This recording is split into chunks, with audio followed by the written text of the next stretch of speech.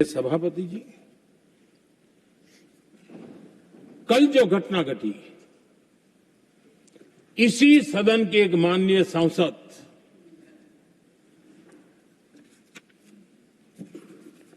कांग्रेस के शातिर दिमाग जिनका है, ऐसे एक युवराज ने उनको गद्दार कह दिया।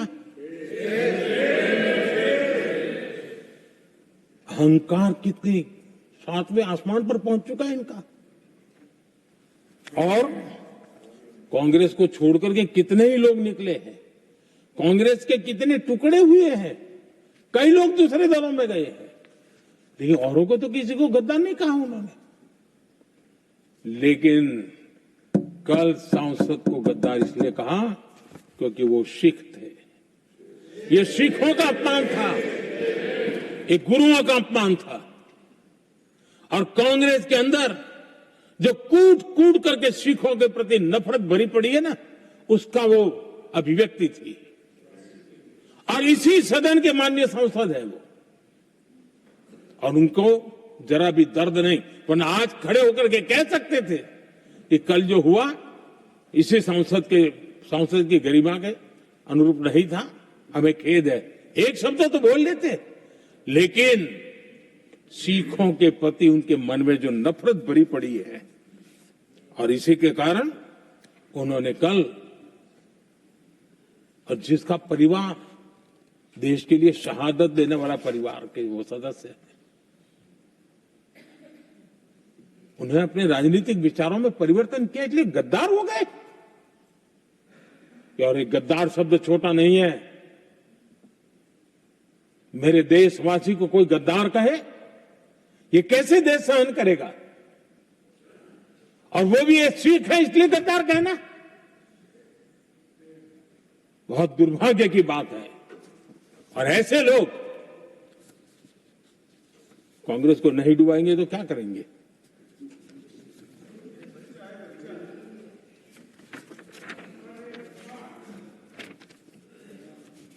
आदरणीय सभापति जी, एक तरफ ये दृश्य है और दूसरी तरफ हमारे सदानंद जी मास्टर का दृश्य है।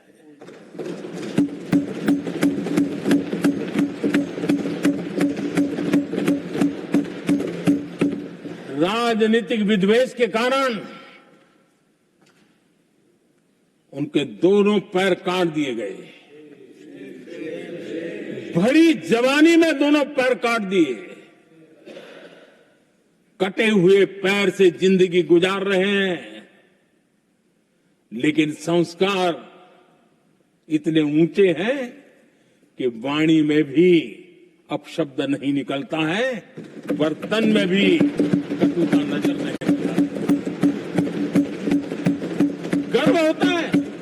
और कल जब देश ने, जब उनका पहला भाषण हो रहा था सदन में, और उन्होंने जब अपने बेंच पर आपसे इजाजत लेकर के अपने कटे हुए पैर के लिए वो जिस लीम का उपयोग करते हैं, आर्टिफिशियल लीम का, उन्होंने जब रखा, वो दृश्य देश के लिए पीड़ादायक था कि इस देश में ऐसा ही बंधारण की बातें करने वाले इंडिया अलायंस के लोग, और ये इंडिया अलायंस पूरा जिम्मेवार है इसके लिए,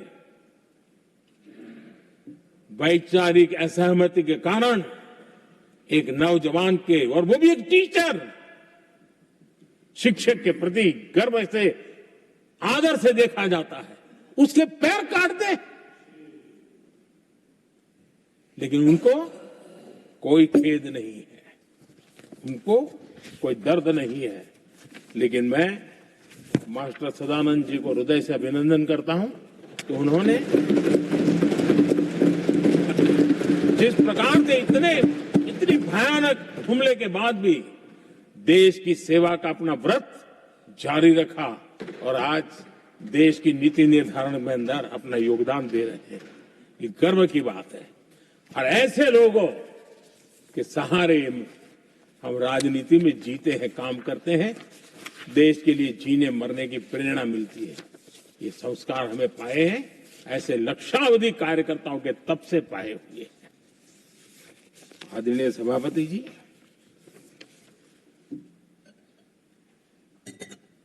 इन दिनों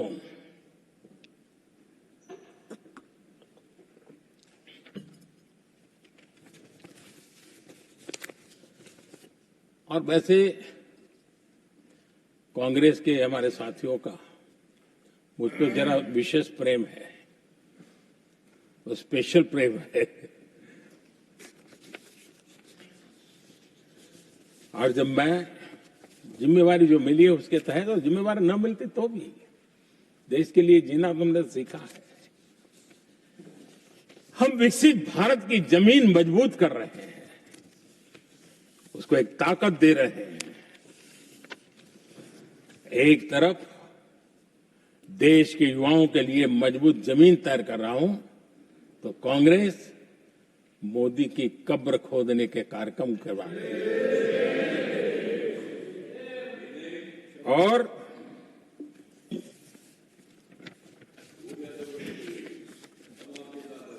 मोहब्बत की दुकान खोलने वाले मोदी तेरी कब्र खुदेगी के नारे लगा रहे हैं जी।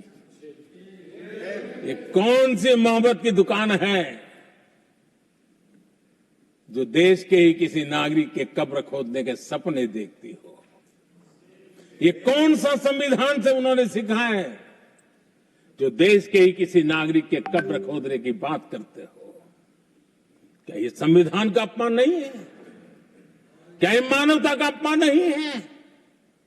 क्या ये सार्वजनिक जीवन की मर्यादाओं का अपमान नहीं है? और उनको इसका कोई खेद नहीं है।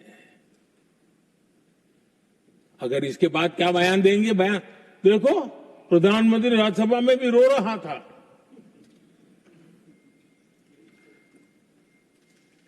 किस प्रकार के संस्कार और वृत्तियों से पले बड़े लोग हैं ये। आदरणीय सभापति जी, मेरे लिए कोई अनुभव मेरा बहुत पुराना है। 2002 से जब वे विपक्ष में थे तब से, और 2004 से जब वो सत्ता में आए तब से, और 2014 से मैं जब यहां आया तब से, पिछले 25 साल से संसद का एक भी सत्र ऐसा नहीं गया, मोदी संसद का सदस्य नहीं था, एक भी सत्र ऐसा नहीं गया जिसमें इस सदन के अंदर मोदी को गाली देने का काम न किया हो इन लोगों ने। 25 साल। और मुझे किसी ने पूछा था, मोदी जी आपके स्वास्थ्य का क्या राज है? मैंने कहा मैं डेली 2 किलो गाली खाता हूं।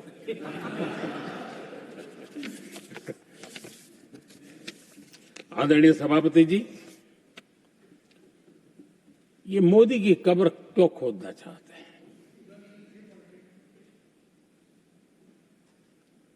ये सिर्फ नारा नहीं है, ये इनके भीतर पड़ी हुई नफरत का प्रतिबिंब है, इसकी अभिव्यक्ति है। और वे इसलिए हैं, हमने 370 की दीवार गिरा दी, इसलिए मोदी की कब्र खोदना चाहते हैं। हमने नॉर्थ ईस्ट में बम, बंदूक और आतंक का जो छाया बना रहता था, नॉर्थ ईस्ट में शांति और विकास का राह अपनाई, इसलिए वो मोदी की कब्र खोदने पर सोच रहे हैं।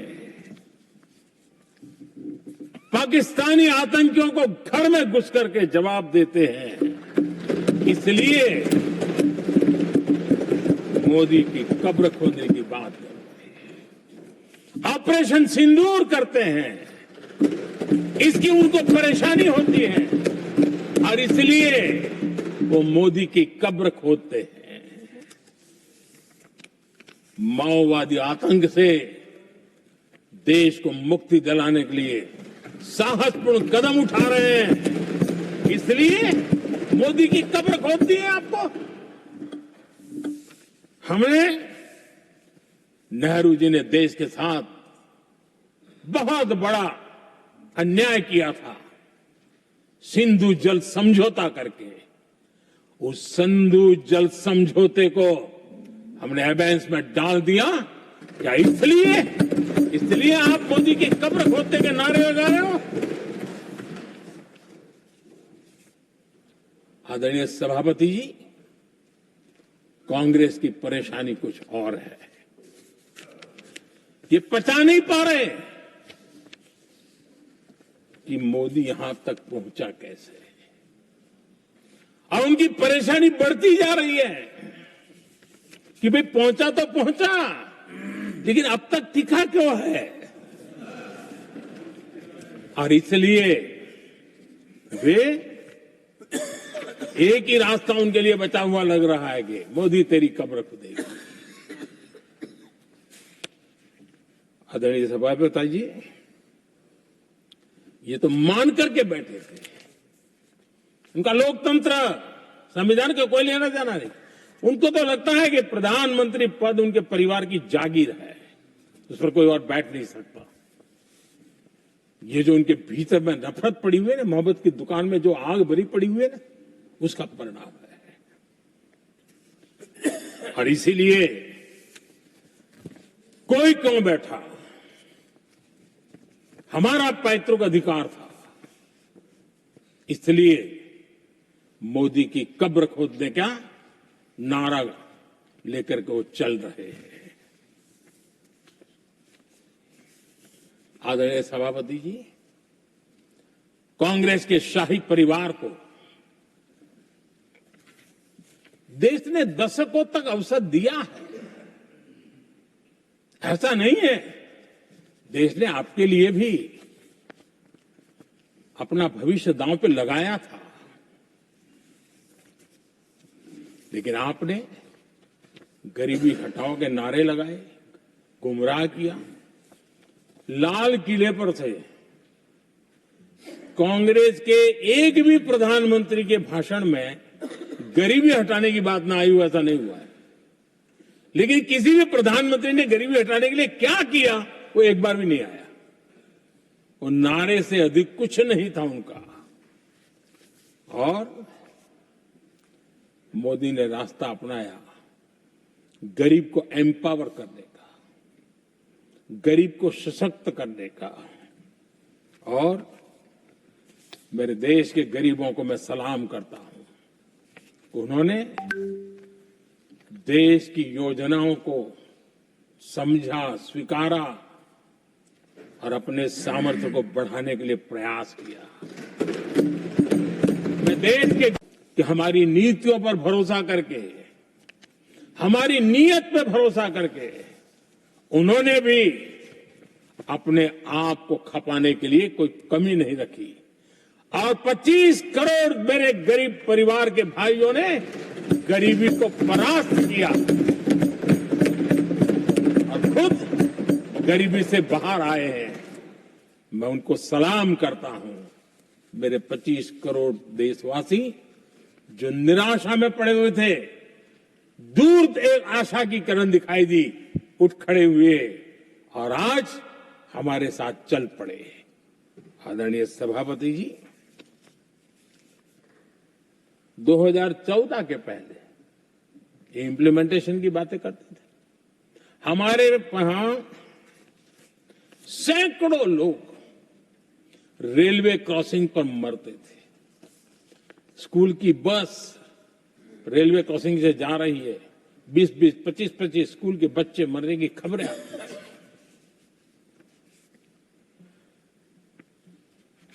अनमैन्ड रेलवे क्रॉसिंग वो इतना बड़ा काम नहीं था कि नहीं कर सकते थे। ये काम भी मुझे करना हुआ और हमने सारे अनमैन्ड क्रॉसिंग बंद कर दिए, लाखों लोगों की जिंदगी बचा ली। इसलिए ये मोदी की कब्र खोदना चाहते हैं। आदरणीय सभापति जी, 2014 से पहले इस देश में 18,000 गांव ऐसे थे जिनको बिजली का मतलब पता नहीं था। बिजली का कोई तार होता है, कोई बल्ब होता है, कोई लट्टू जलता हुआ उसमें उजाला निकल रहा, पता नहीं था उनको। 18,000 गांव 2014 के बाद जब आपने हमें दायित्व देशवासियों ने दिया, उन 18,000 गांव जिन्होंने कभी बिजली का मुंह तक नहीं देखा था, बिजली का शब्द भी कान पे नहीं सुना था, उन गांवों में उजाला पहुंचाया। इसलिए इनको मोदी की कब्र खोदने के सिवाय अब कोई रास्ता नहीं दिख रहा है। आदरणीय सभापति जी, वो भी एक वक्त था जब देश में बार बार खबरें आती थी, मीडिया में हेडलाइन हुआ करती थी, सरहद की स्थिति के संबंध में बयान आते थे, गोला बारूद नहीं है, बुलेट प्रूफ जैकेट नहीं है,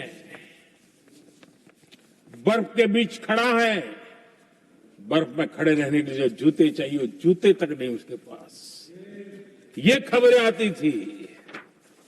हमने देश के जवानों के लिए खजाने खोल दिए, देश के जवानों को जो चाहिए वो देने की निकाल पड़ी। और इसलिए वो चाहते कि अब तो कोई रास्ता बचा नहीं है, बस कब्र खुदेगी मोदी की, यही एक रास्ता उनके लिए बचा है।